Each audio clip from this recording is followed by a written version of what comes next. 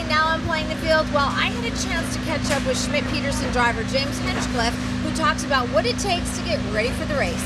Yeah, it's funny, we operate very different from other athletes. I've got buddies that, whether they play football or baseball or whatever, I'd ask them, what's the last time, how long before a game would you associate with someone that's not one of your coaches or one of your teammates or something like that? And they're like, I don't know, 2-4 hours maybe, and we're like 2 or 4 minutes. Yes. And being able to flick that switch is very difficult. It's a huge challenge for us, but it's something you learn as you come up through the ranks. There's not as many people on a Formula 2000 grid, right? Yeah. There's maybe a couple more people on a Pro Mazda grid, and then a couple more people on a Lights grid, and then obviously by IndyCar there's everybody. So it takes some getting used to. Was it strange in the beginning to sort of be in that situation, or? It was a bit, yeah, but on the other hand, we have never done another kind of sport to know the other side of it. So I guess ignorance is bliss in a sense.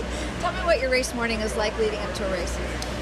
You try and keep it as calm and control as possible. I've got a great team of people around me in terms of like team PR and my system to make sure that there's not too much going on, too much overwhelming stuff. But you'll get up, you'll do an engineering meeting usually first thing in the morning, do your morning warm-up, which we normally do.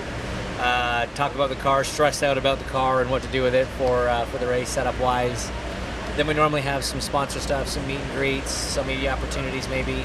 We'll come back into engineering to do a pre-race strategy meeting, kind of talk about, based on where we qualified, what our kind of goals are for the race, what our strategy is to get there.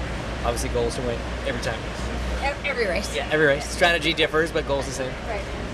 And then there's usually a couple more meet and greets with sponsors, either around the car or whatever, and then it's off the driver intro. So it's pretty busy race morning. What about breakfast? What do you have for breakfast? Do you have the same thing all the time, or?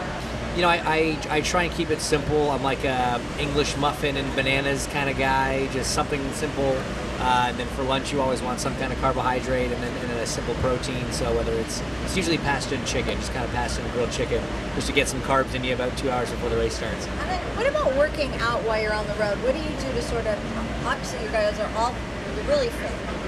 It's tough. When you're on the road, it's really hard. It's one of the best parts about being at home, other than sleeping in your own bed, is getting to work with your trainer and kind of get through that routine properly. But on the road, obviously a lot of the places will have gyms, so I coordinate with my trainer when I'm on the road.